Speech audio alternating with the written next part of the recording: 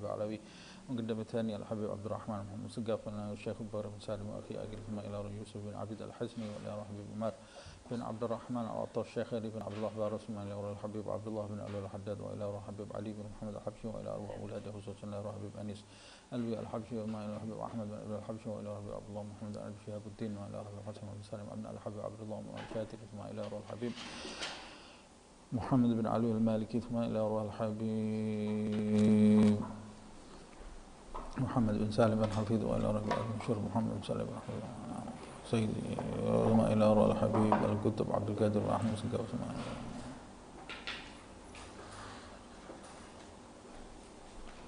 إلى أرواح جدادنا وجداتنا عمامنا عماتنا أخوالنا خالاتنا وإلى أرواح والدينا ووالديكم وأمتنا وأمتكم أجمعين الله يتغشاهم بالرحمة والمغفرة من كثر المثوبة من ضعف حسناتهم وعفوهم جميعا وباؤنا بهم يدعو علينا من بركاتهم وأسرارهم وأنوارهم وعلومهم ونفحاتهم في الدين والدنيا والآخرة أن الله يرزقنا علما نافعا وقلبا خاشعا وعملا متقبلا وأن الله يحفظنا يحفظ أولادنا يحفظ أصحابنا من جميع الفتن ومن جميع الأمراض ومن جميع الذنوب ومن جميع البلاء والوباء والمصيبة ظاهرها وباطنها كبيرها وصغيرها وأن الله يفتح علينا فتوح العارفين فتوح المطلق فتوح المبين وأن الله يطول أعمارنا بصحة وعافية ويختم لنا بالحسنى إلى حضرة النبي محمد صلى الله عليه وسلم سر الفاتحة.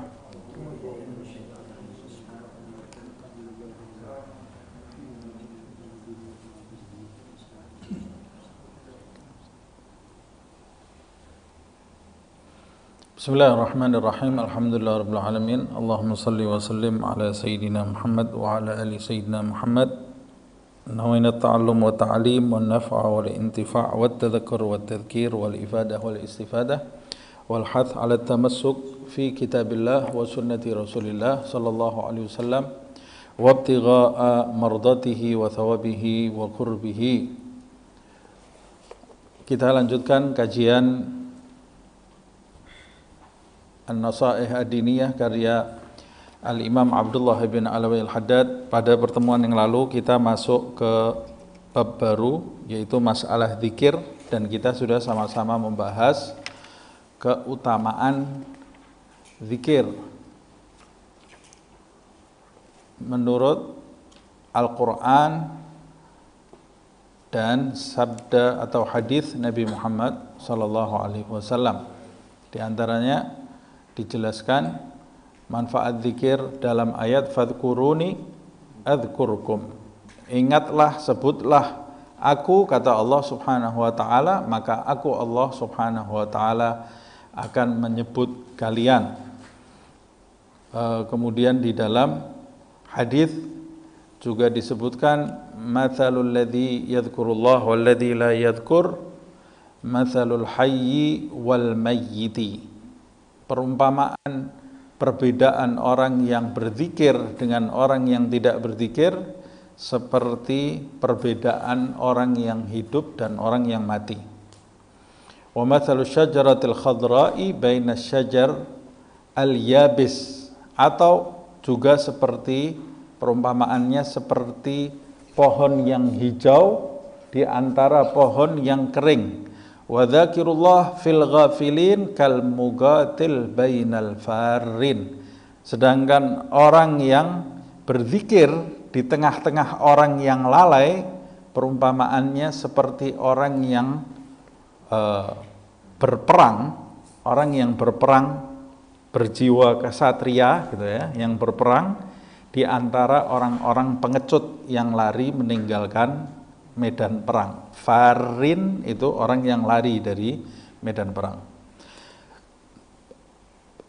Kemudian kita lanjutkan. Qala al-ulama'u rahimahumullah. Para ulama, semoga Allah merahmati mereka semua, berkata, afdhaludz dzikri ma kana bil qalbi wal lisani jami'an. Nah, bagaimana cara kita berzikir? Mereka para ulama menjelaskan zikir yang paling utama adalah zikir yang dilakukan dengan hati dan lisan secara bersamaan. Hatinya ikut berzikir, lisannya juga ikut berzikir. Bagaimana hati itu berzikir? Nah, nanti akan kita bahas bersama-sama.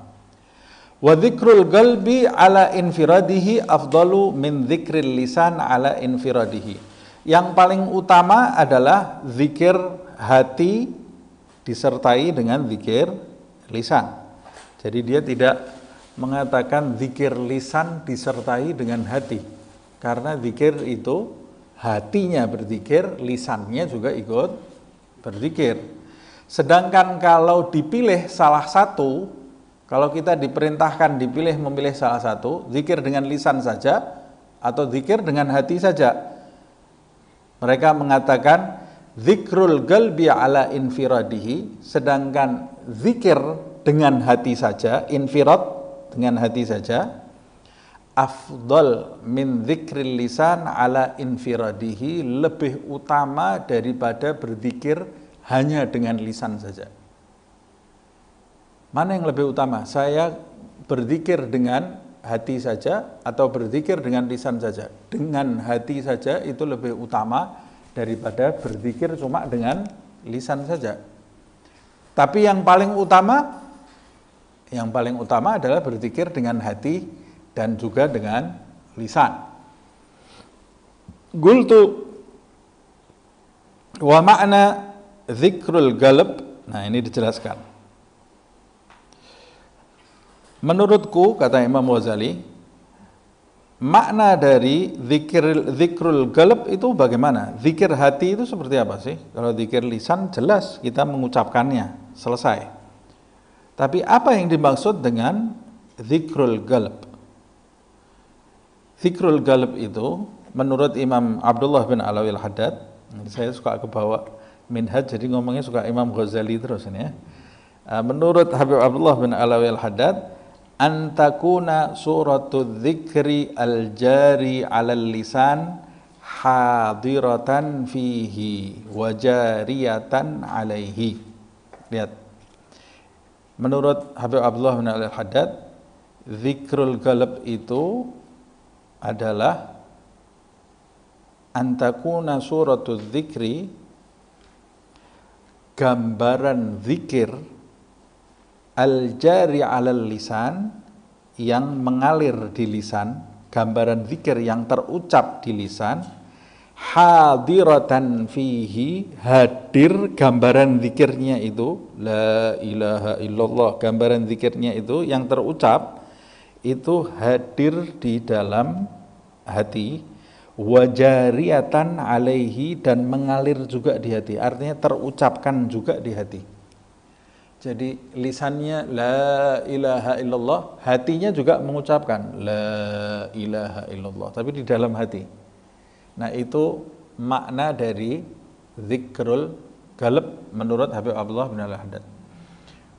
Tentunya kalau hatinya berzikir la ilaha illallah, kan tidak ada suara yang seperti suara lisan, tapi gambaran zikir, gambaran hati menyuarakan la ilaha illallah itu mengalir di dalam hatinya. Ketika mulut saya terdiam, tapi hati saya menyuarakan la ilaha illallah, la ilaha illallah, maka pada saat itu saya sedang berzikir dengan hati, berzikir dengan hati. Mithil, umpamanya ma idza qala dzakir bilisanihi, umpamanya ketika seorang yang berzikir dengan lisannya mengucapkan bilisanihi la ilaha illallah dengan lisannya, yakunu kadzalika ghailan laha biqalbihi, dan pada saat lisannya mengucapkan la ilaha illallah, hatinya juga mengucapkan, menyuarakan la ilaha illallah. Jadi bersama-samaan antara lisan juga hati. La ilaha illallah, hatinya juga menyuarakan itu, la ilaha illallah. Ini namanya dia berzikir dengan lisan dan dengan hatinya. Loh, kok bisa itu, caranya bagaimana? Ya harus dilatih. Harus dilatih. Kalau hati kita tidak ikut berperan, tidak ikut menyuarakan kalimat la ilaha illallah, maka pada saat itu kita hanya berzikir dengan lisan saja, hati kita tidak ikut berzikir. Padahal yang paling utama berzikir dengan hati dan lisan. Yakunu kadzalika ghailan laha biqalbihi. Ini makna yang pertama. Jadi makna yang pertama, lisan mengucapkan la ilaha illallah bersamaan hatinya juga menyuarakan la ilaha illallah. Ini makna zikrul qalb yang pertama. Waqad yakunu makna zikrul qalb, tapi kadang-kadang atau boleh jadi makna dari zikrul qalb itu bi ayyakuna ma'na dzikri al-jari 'alal lisani hadiran fihi. Ini makna yang kedua ya. Boleh jadi makna zikir dengan lisan itu yaitu dengan cara menghadirkan makna zikir yang terucap di lisan. Jadi bukan berzikir di dalam hati seperti zikir yang terucap dari lisan.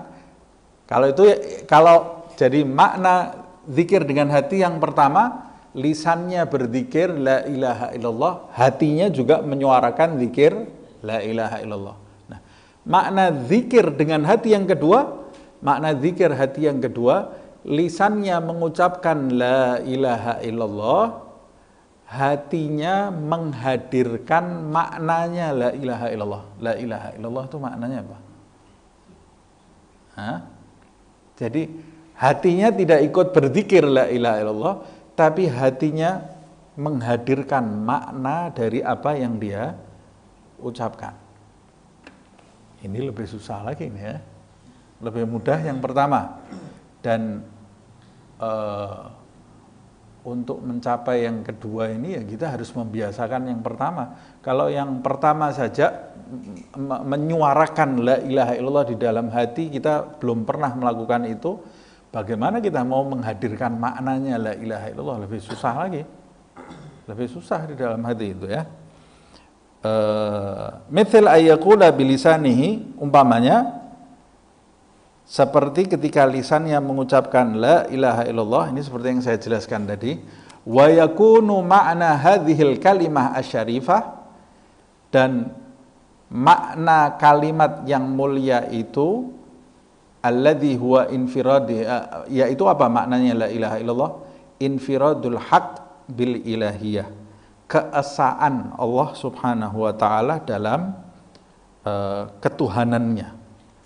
Makna itu hadir di dalam hatinya pada saat dia mengucapkan kalimat la ilaha illallah.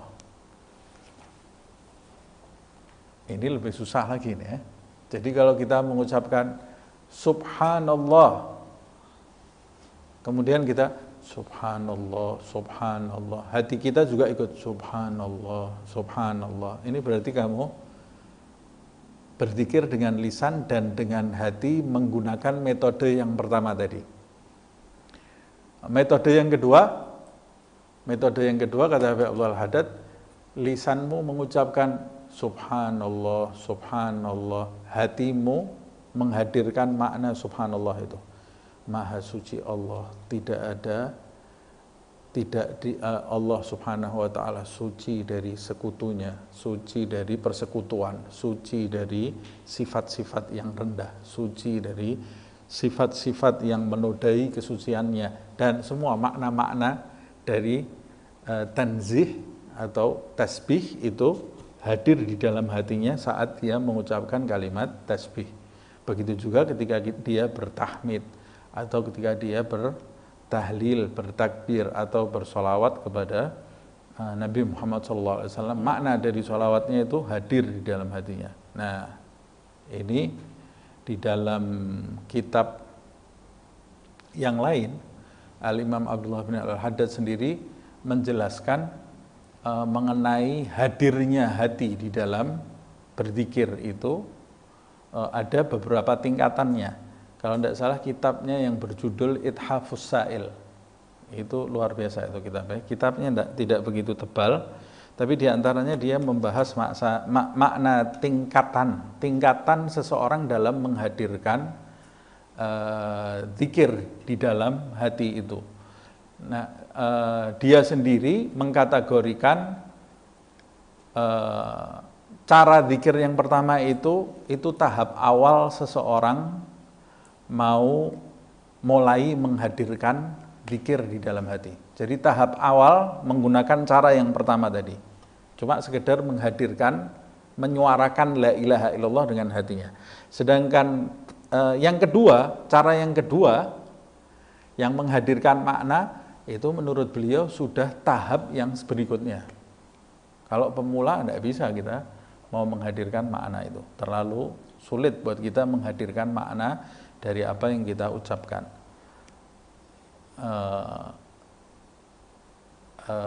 Kecuali kalau kita mau merenung, mungkin bisa itu ya.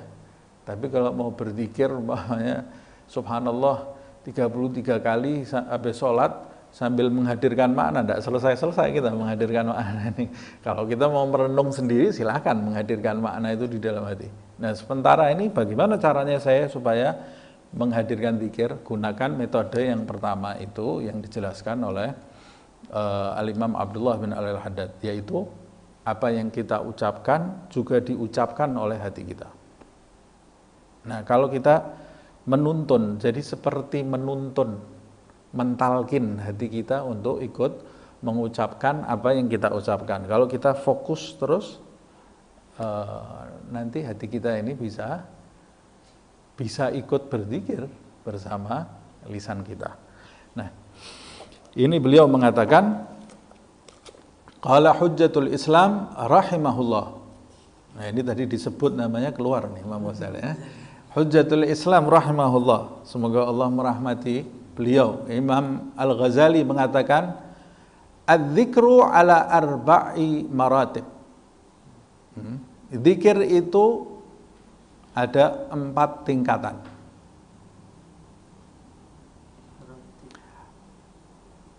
Maratib. Maratib itu jamaknya martabah.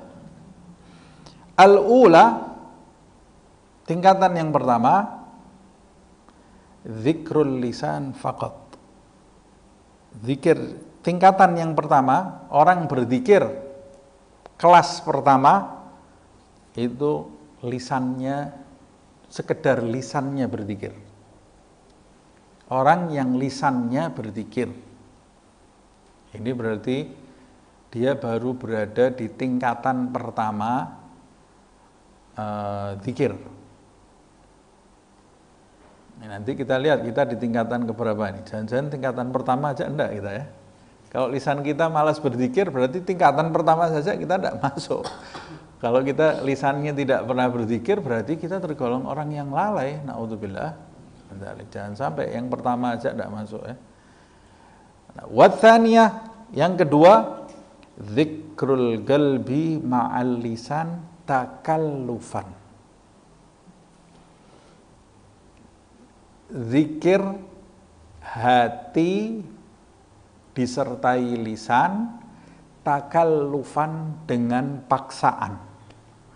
Jadi memaksa hati untuk ikut berzikir bersama lisan. Ini tahap yang kedua. Kenapa kok ada takallufan? Ya, orang ketika mau memulai sesuatu pasti dia akan memaksa. Dalam segala hal, manusia ini ketika dia mau memulai sesuatu yang baru, pasti dia belajar dulu, dan pada saat belajar dia pasti akan memaksakan diri dalam segala hal. Nah, hanya saja sayangnya kita ini mau memaksakan diri kita untuk dunia. Untuk kepentingan dunia kita mau memaksakan diri kita.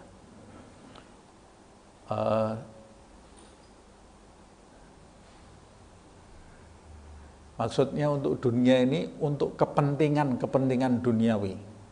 Nah, umpamanya kita tidak tahu caranya menggunakan komputer umpamanya.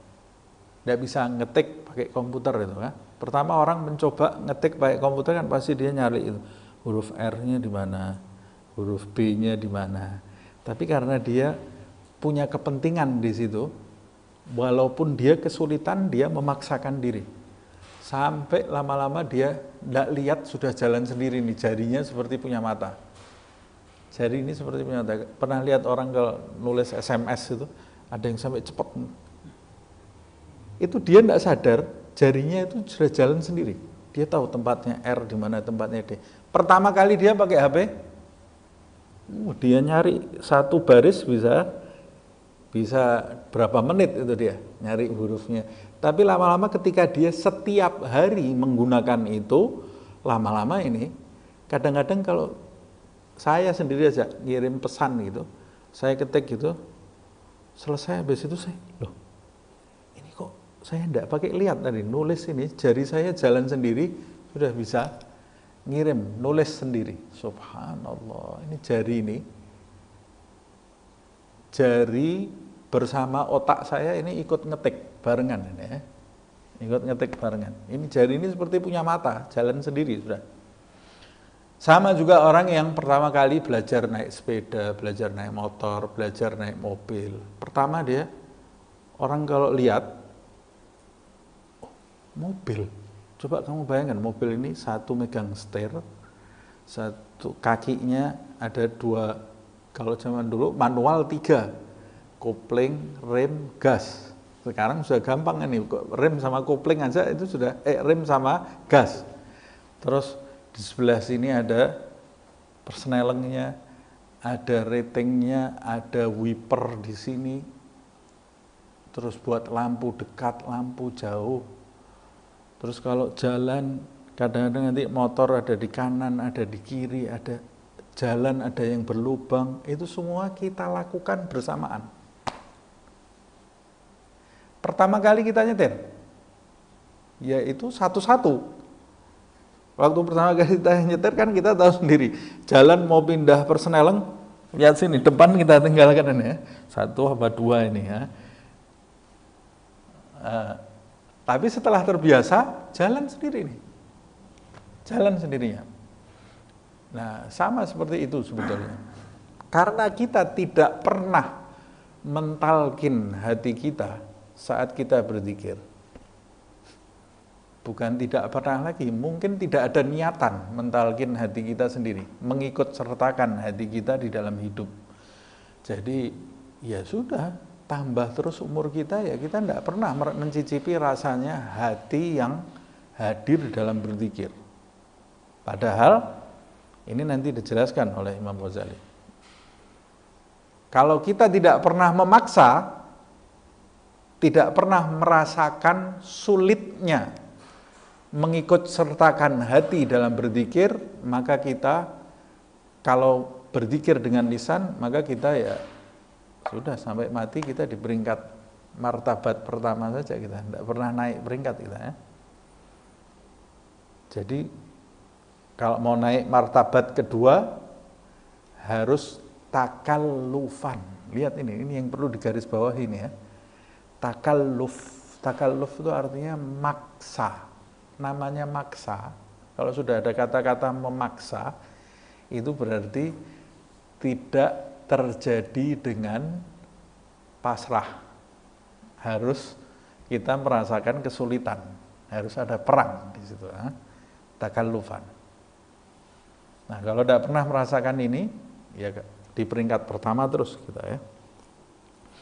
Ada orang baru nyoba 1 hari, wah susah menghadir. Memang susah namanya maksa. Kalau kamu sudah merasakan susah, berarti kamu sudah masuk yang kedua.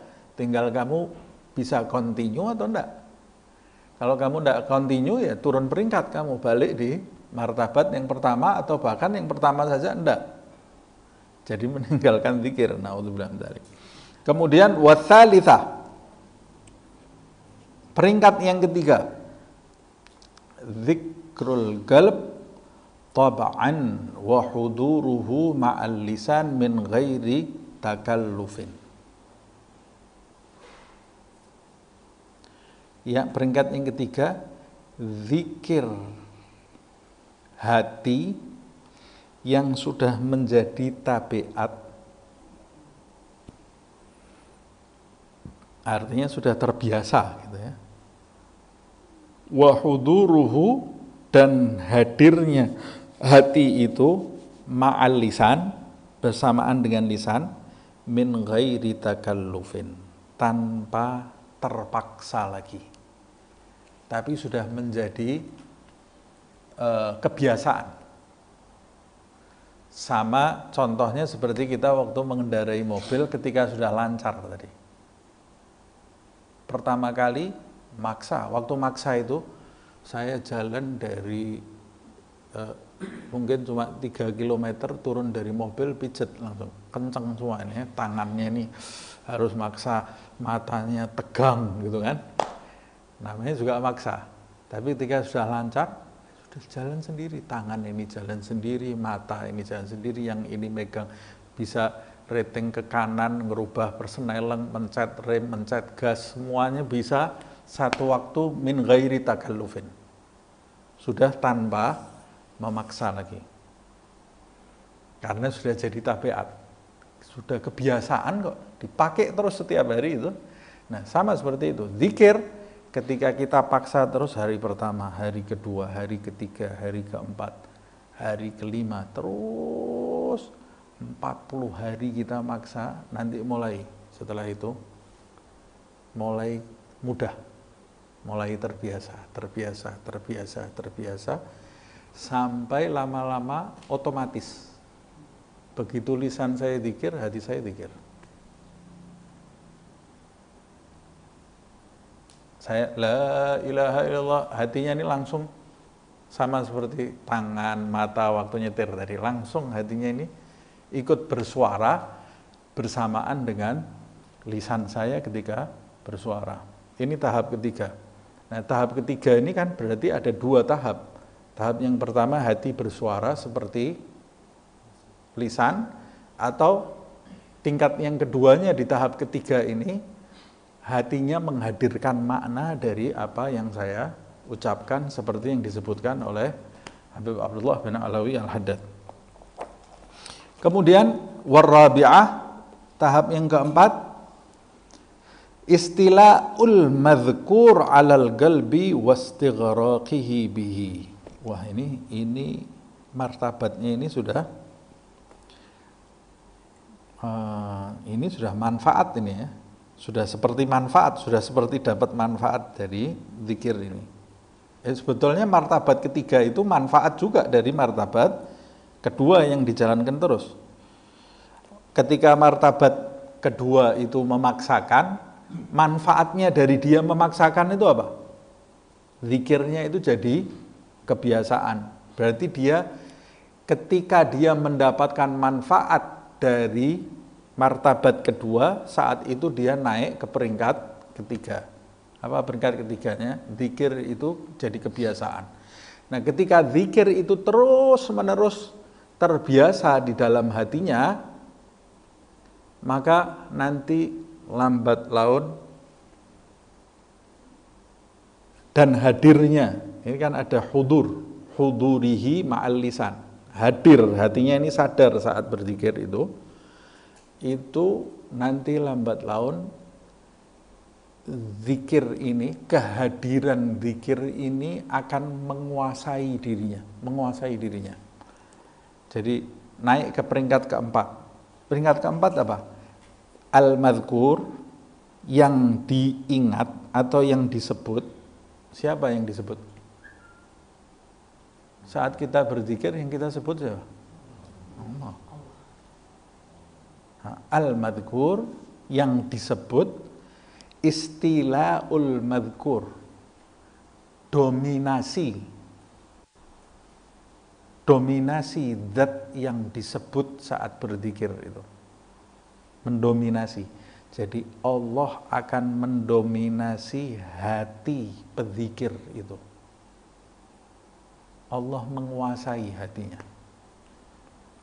Wastighraqhihi bihi, dan menenggelamkan penzikir itu ke dalam zikirnya sendiri. Wah, orang kalau sampai martabat seperti ini, dia ini bisa tidak sadar terhadap sekitar ini, seperti orang mabuk, gitu ya, mabuk di dalam zikirnya. Nah, ini berarti lenyapnya kesadaran dia saat dia berzikir, tenggelam di dalam zikirnya sampai lenyap kesadarannya terhadap selain apa yang dia sebut. Karena yang dia sebut itu telah mendominasi hatinya, menguasai hatinya, yaitu Allah Subhanahu wa ta'ala. Kata Habib Abdullah bin Abu Bakar al-Idrus waktu menjelaskan masalah ini di kitab Kibritul Ahmar. Nah, ini kalau ini kan cuma 4 tahap berikutnya sampai akhirnya dia berzikir sudah tidak dengan lisan dan hati lagi, tapi seluruh badannya ikut berzikir. Dan dia pada saat itu akan berzikir bersama alam semesta mengagungkan Allah Subhanahu wa ta'ala. Kata beliau, ini sebetulnya makna dari ayat yang pertama tadi disebut, fadhkuruni adzkurukum. Artinya berusahalah, paksakan diri kalian mengingat aku, nanti aku Allah yang akan menguasai hati kalian. Jadi kalian jadi selalu ingat Allah Subhanahu wa ta'ala. Jadi nanti kebalik situasinya. Kalau dulu dia mau menghadirkan zikir, menghadirkan zikir saat berzikir hatinya itu sadar. Kalau dulu dia kesulitan menghadirkan hatinya saat berzikir, ketika hatinya sudah dikuasai oleh Allah Subhanahu wa ta'ala, dia menjadi kesulitan menghadirkan selain Allah di dalam hatinya. Kebalik. Jadi kalau dia ngobrol yang tidak ada hubungannya dengan zikir, dia harus khusyuk. Kalau tidak khusyuk, dia tidak paham. Diajak bicara sama orang, dia harus memaksakan dirinya. Kalau tidak dia paksakan, dia tidak paham, karena hatinya sudah dikuasai oleh Allah Subhanahu wa ta'ala, seperti yang disebutkan di dalam riwayatnya penulis kitab ini sendiri, Al-Imam Abdullah bin Ali al-Haddad, ketika salah satu muridnya bertanya kepada beliau, Habib Abdullah itu menjawab pertanyaannya. Waktu dijawab pertanyaannya, murid yang bertanya tadi ngobrol sendiri, tidak memperhatikan jawabannya. Kemudian ditegur oleh Habib Abdullah bin Ali al-Haddad, kalau aku menjawab pertanyaanmu, tolong dengarkan, sebab aku berbicara kepada kalian ini memaksa diriku untuk memahami ucapan kalian, seperti kalian memaksa diri kalian untuk menghadirkan hati ketika sholat. Jadi situasinya jadi terbalik. Ya. Kalau orang hatinya masih jadi kan pertanyaannya, sebelum Allah menguasai lahan hati kita, maka lahan hati kita ini, kenapa sih kok saya ini susah hadir hati saya? Ya karena hati saya ini masih dijajah oleh nafsu, dijajah oleh setan, dijajah oleh selain Allah Subhanahu wa ta'ala, dijajah oleh dunia. Nah, kalau hati saya ini belum merdeka dari penjajahan dunia, ya pasti saya akan mengalami kesulitan pada saat berusaha menghadirkan Allah Subhanahu wa ta'ala di dalam hati. Nah, berarti satu-satunya cara, ya saya harus memberontak penjajahan itu, memaksakan diri menghadirkan Allah Subhanahu wa ta'ala, sampai ketika Allah menguasai hati saya akan merasakan akar zikir itu telah tertancap dengan kuat di dalam hati, sehingga jauh kemungkinan saya itu bisa lalai dari Allah Subhanahu wa ta'ala. Ini sudah tahap level yang keempat ini, ya levelnya wali-wali itu yang tidak bisa lalai. Dia selalu berzikir, ingat kepada Allah Subhanahu wa ta'ala dalam kondisi apapun. Tidak pernah lalai dari Allah Subhanahu wa taala. Qal wal martabatul ula, Imam Ghazali mengatakan tingkatan yang pertama itu qalilatun naf'i wa dha'ifatil athari. Tingkatan yang pertama itu tingkatan yang paling sedikit manfaatnya dan paling lemah bekasnya di dalam kehidupan. Apa ini maksudnya? Tingkatan pertama ini, yakni biha dzikrul lisan ma'a ghaflatil qalbi. Apa yang dimaksud tingkatan pertama? Yaitu maksudnya tingkatan orang yang berzikir sekedar dengan lisannya tanpa menghadirkan hati. Nah, orang yang berzikir dengan lisannya saja, manfaat dari zikirnya itu sangat sedikit dan dampak dalam kehidupannya zikir itu sangat lemah sekali, sangat lemah. Tapi dia mengatakan galilatun naf'i, berarti ada manfaatnya enggak? Ada, tetap ada manfaatnya, cuma sedikit. Dha'ifatul athari, berarti ada dampaknya enggak? Ada dampaknya, tapi sangat lemah sekali, lemah. Intaha kalamuhu bima'na, selesai apa yang diucapkan Imam Ghazali sesuai dengan maknanya. Wala syak, ini sekarang kembali ke ucapan Habib Abdul Haddad. Wala syak, tidak diragukan lagi. Anna dzikral lisan ma'a ghaflatil qalb galilul faidah wan naf'i. Tidak diragukan lagi, kata Habib Abdul Haddad, memang zikir sekedar dengan lisan disertai dengan hati yang lalai, hatinya tidak ikut berzikir, galilul faidati wan naf'i, maka faidah dan manfaat yang didapat dari zikir itu sangat sedikit. Itu tidak ada perdebatan lagi, tidak diragukan lagi. Siapa yang berzikir hanya dengan lisannya, maka manfaat yang dia dapat dari zikirnya itu sedikit. Kata beliau, ini tidak diragukan lagi ini. Jadi ucapannya Imam Ghazali ini tidak ada yang mendebat, semuanya sepakat. Sepakat apa yang diucapkan Imam Ghazali.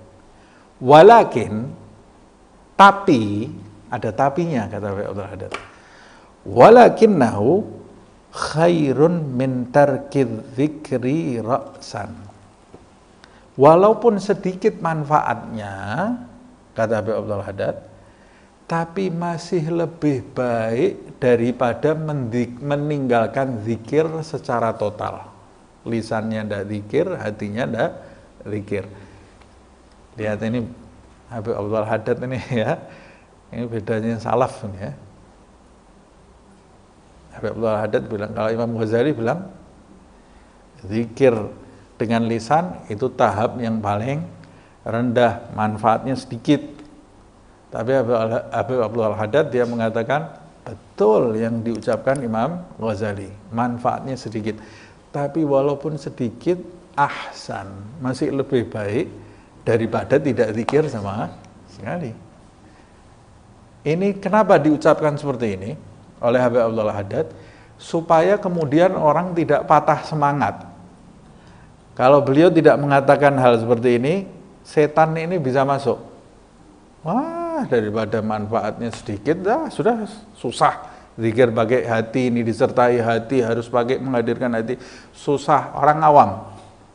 Masuk setan, daripada kamu susah-susah, manfaatnya sedikit, yang kamu dapat, ya sudah usah zikir sudah. Habib Abdul Haddad bilang, tenang, walaupun manfaatnya sedikit, tapi mesti lebih baik, kan kamu mesti dapat manfaat, daripada kamu tidak dapat manfaat sama sekali.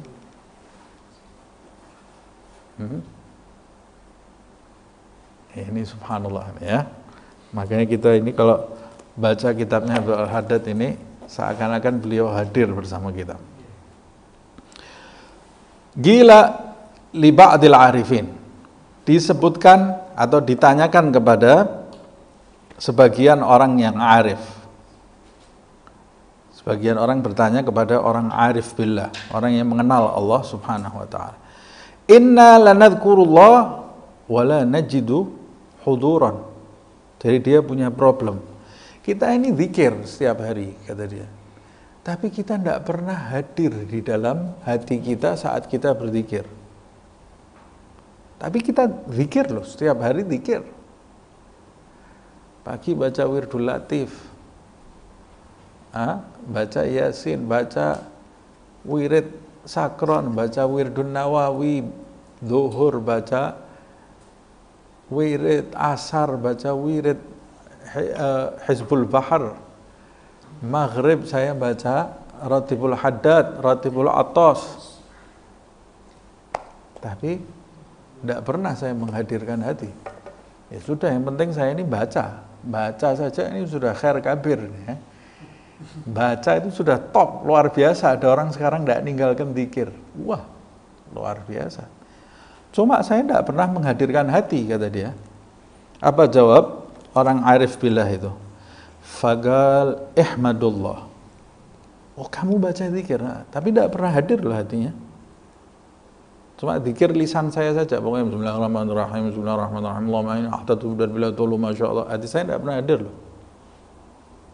Kalau zaman sekarang mungkin tanya sama orang yang teori saja, wah, tidak betul kamu, mestinya hati kamu hadir, manfaatnya sedikit ini. Oh, besok tidak zikir dia. Oh, tidak bisa, sudah tidak zikir, sudah hilang. Jadi ruginya lebih parah ini. Tapi kalau arif billah jawabannya lain. Arif billah, orang yang kenal Allah, lisannya ini bijaksana. Jadi dia tidak sekedar teori. Dia ketika berbicara kepada manusia, bicaranya tidak pakai tahapan-tahapan ini ya. Tapi dia mau meraih manusia itu ke posisi yang lebih baik, meningkatkan kualitas. Waktu dia mengatakan, "Oh, kamu cuma lisan saja." Iya, saya cuma lisan saja. Kak jawab arif billah ini, ihmadullah. Kamu zikir walaupun dengan lisan saja, bersyukur kamu kepada Allah Subhanahu wa taala. Ihmadullah. Pujilah Allah, maksudnya bersyukurlah kamu kepada Allah Subhanahu wa taala. Alladzi zayyana jarihatan min jawarihikum bidzikrihi. Bersyukurlah kamu kepada Allah yang menghiasi salah satu anggota tubuh kamu dengan zikir menyebut namanya. Yakni biha al-lisan. Maksudnya lisan. Syukur kamu ada salah satu anggota tubuh kamu ini yang oleh Allah dihiasi dengan zikir. Bukan dengan caci maki, bukan dengan ucapan yang sia-sia. Nanti ini kan jadi saksi juga nanti di hadapan Allah Subhanahu wa taala. Nanti dia bersaksi, saya waktu hidup dia memaksakan saya untuk menyebut namamu ya Allah. Saya juga teringat Habib Anis dulu waktu ada orang tanya seperti ini juga kepada Habib Anis bin Ali Al-Habsyi. Ya Habib, saya ini berzikir tapi cuma lisan saja, hati saya belum bisa berzikir, kata Habib Anis. Ya Allah, sudah beruntung yang berzikir cuma dengan lisannya, itu sudah beruntung lisannya tidak digunakan untuk maksiat.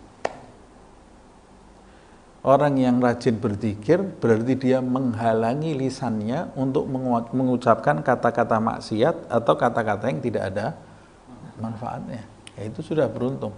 Tapi kemudian sekali lagi seperti yang saya sampaikan di pertemuan-pertemuan yang lalu, zuhud itu terhadap dunia, jangan zuhud terhadap akhirat. Jangan kemudian ketika mendengar ucapannya, alhamdulillah saya sudah bersyukur, alhamdulillah cukup.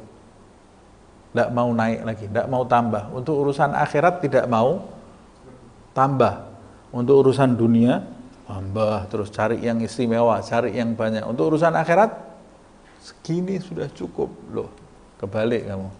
Harusnya untuk urusan akhirat itu kamu punya target. Qanaah itu terhadap dunia, bukan terhadap akhirat. Nah, terhadap akhirat jangan qanaah, kamu minta terus sama Allah Subhanahu wa taala. Bersyukur tapi minta terus kamu terhadap Allah Subhanahu wa taala. Nah, ya dengan cara usaha kita ditingkatkan terus. Usaha kita. Nah, kita lanjutkan. Fayambaghi liman akhadha fi dzikri bilisanihi, dan diharuskan bagi siapa yang telah membiasakan lisannya berzikir, ayyatakallaf ihdara qalbihi ma'al lisan. Setelah dia bisa membiasakan lisannya berzikir, pertama biasakan dulu istiqomah zikir. Wiridnya sudah diatur, jangan ditinggalkan. Biasakan dulu lisan kita ini berzikir. Setelah itu ayyatakallaf ihdara qalbihi ma'al lisan. Mulai jangan 10 tahun zikirnya lisan terus enggak naik tingkatan kita di tahap di TK terus enggak pernah masuk SD. Padahal umur kita ini semakin berkurang. Waktu kita ini semakin berkurang jatah kita di bumi ini. Nah, kita harus meninggalkan bumi ini bawa rapot yang paling bagus menjumpai Allah Subhanahu wa taala. Jadi saya harus punya program meningkatkan kualitas saya dalam beribadah. Nah, mulai kalau kamu sudah terbiasa berzikir dengan lisan, tingkatkan kualitasnya, mulai memaksakan hatimu hadir bersama lisanmu saat berzikir, hatta yasira dzakiran bihima jami'an, sampai kamu itu berzikir, menjadi berzikir bersama berduanya, yaitu bersama lisan dan hatinya jami'an, takallufan, walaupun kamu dalam kondisi memaksa fil awwalil amr, fi awwalil amr, di saat tahapan yang atau di saat kamu pertama kali memulai. Tsumma la yazal yuwadzib ala dzalika. Kemudian kalau dia terus-menerus memaksakan dirinya, yuwadzib, terus-menerus melanggengkan kondisi itu, ala dzalika, dalam kondisi itu. Apa kondisi apa? Terus memaksakan hatinya bersama lisannya berzikir bersama, hatta yadzuqal qalbu ladzatadz dzikri. Ini lebih rinci lagi dari tahapan yang dijelaskan tadi ya. Kalau kamu terus-menerus memaksa hatimu dengan lisanmu berzikir, nanti hatimu itu akan mencicipi manisnya zikir. Manisnya sudah kelihatan. Ya. Yang kalau maksa itu pahit. Namanya maksa itu pahit. Sampai nanti hatimu mencicipi manisnya zikir. Kalau sudah mencicipi manis itu apa sih maksudnya? Rasanya manis seperti apa, Ustaz? Seperti gula atau ini kiasan ini ya. Kiasan. Yang dimaksud hati mencicipi manisnya zikir itu, maksudnya hati kamu ini mulai ketagihan. Kalau sudah ketagihan itu tidak bisa mandek. Orang yang namanya ketagihan itu tidak bisa berhenti. Jadi awalnya kamu memaksa hatimu untuk berzikir, sampai lama-lama nanti kamu tidak bisa memberhentikan hatimu dari zikir. Kamu diem, ya hatimu zikir terus. Ini berarti hati yang sudah mencicipi manisnya zikir. Nah, kalau sudah hati ini mencicipi manisnya zikir, wa tashruqu alaihi anwaruhu. Cahaya zikir itu akan terbit di dalam hatimu. Jadi ini istilah dari bekasnya zikir kepada kehidupan. Cahaya zikir itu maksudnya petunjuk dari zikir itu terbit di dalam hatimu. Kalau petunjuknya ini terbit di dalam hati kita, menyinari pikiran kita, menyinari lintasan hati kita, nanti badan kita bergerak ke arah yang bisa mendatangkan ridha Allah Subhanahu wa ta'ala. Kemudian dia akan merasa jijik terhadap hal-hal yang dimurkai oleh Allah Subhanahu wa ta'ala. Fa'inda dzalika, nah ketika seseorang sudah mengalami hal ini, yahdhur bila takalluf wala ma'unatin. Ketika seseorang sudah mengalami ini, maka hatinya itu akan hadir tanpa pemaksaan dan tanpa ma'unah. Ma'unah itu tanpa effort yang besar. Tanpa apa? Ya gampang lah. Tanpa upaya yang besar. Tanpa upaya yang besar. Kalau yang pertama tadi upaya yang harus dia keluarkan itu besar. Ya, seperti orang ketika memulai, awal pertama dia memulai, kembali lagi ke pembahasan saya itu, mulai belajar itu pasti upaya yang dia sodorkan sangat besar. Tapi ketika sudah terbiasa, upayanya sangat kecil, tenaganya sangat kecil, perhatiannya sangat kecil, karena ini sudah jalan sendiri, hatinya ini jalan sendiri. Seperti halnya ketika kita punya atau kita mau mengajarkan kepada anak kita untuk membantu pekerjaan kita. Umpamanya membersihkan rumah, umpama ini membersihkan rumah. Nak, ini pertama ngajari setengah mati kita. Ini lampu matikannya, caranya seperti ini. Caranya ngepel seperti ini, nanti kalau sudah jam 9 malam umpamanya pintu rumah ditutup, cara nutupnya begini nak, kemudian ini gembok kuncinya letakkan di sini. Upaya kita ini, terus kita perhatikan betul enggak salah dia, nah ini salah yang betul di sini. Pertama itu pasti akan sulit, tapi ketika sudah 1 hari, 2 hari, 3 hari, nanti dia sudah paham sendiri, jalan sendiri. Upaya kita jadi sedikit, paling kita cuma ngecek, oh ya sudah betul. Nah, seperti itu. Nah, hati ini ada di dalam kita, tapi kan jalan sendiri-sendiri nih. Jadi harus kita ajari. Kalau tidak kita ajari, tidak bisa. Bahkan bukan cuma tanpa upaya lagi, bal rubbama shara ila halatin la yumkinuhu ma'ahas sabru 'anil dzikri. Bayangkan ini luar biasa. Bahkan kata Imam Ghazali, hati kita itu akan menjadi ilahalah, menuju kepada kondisi la yamkinuhu as-sabr, kepada kondisi yang menjadikan dia itu tidak sabar dari berzikir. Maksudnya tidak sabar dari berzikir ini bukan tidak sabar berzikir, tapi tidak sabar dari melakukan hal-hal yang tidak berzikir. Nunggu-nunggu ini. Kapan ini waktunya zikir ini ya Allah? Kalau udah zikir-zikir ini ya. Begitu juga di antara zikir itu kan sholat. Sholat itu juga zikir. Makanya Rasulullah SAW kalau sholat, arihni ya Bilal. Ya Allah, Bilal, tenteramkan hatiku. Karena dia sudah nunggu-nunggu datangnya sholat Rasulullah ini. Ngejar sholat. Bukan sholat dengan terpaksa. Kita ini sholatnya terpaksa, sudah dari kecil sampai sekarang, terpaksa terus. Ya. Karena kita tidak pernah mau menghadirkan hati kita.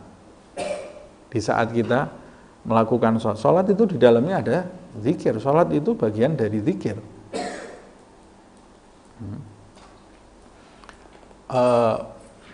Kalau kita tidak pernah memaksanya, ya kita dalam kondisi beban terus dalam mengerjakan zikir ini, walal ghaflah anhu, dan dia tidak akan mengalami kelalaian. Ya. Ada berzikir. Insyaallah kita lanjutkan di pertemuan yang akan datang jam 9 misalnya. Nah, zikir itu ada adab-adabnya. Kalau mau dapat sirnya, menjaga adab nanti ya. Insyaallah adab-adab zikir kita pelajari di pertemuan yang akan datang. Semoga Allah Subhanahu wa taala menjadikan kita termasuk hamba-hamba yang selalu berzikir, dan dijadikan zikir kita ini mencapai tahap yang kedua, ketiga, keempat seperti yang dijelaskan Imam Ghazali, sehingga zikir itu berdampak dalam kehidupan kita untuk mencapai ridha Allah subhanahu wa ta'ala fid din wad dunya wal akhirah ala hadhihi niyyah kulli niyatin salihah ila hadratin nabi sallallahu alaihi wasallam. Al-Fatihah.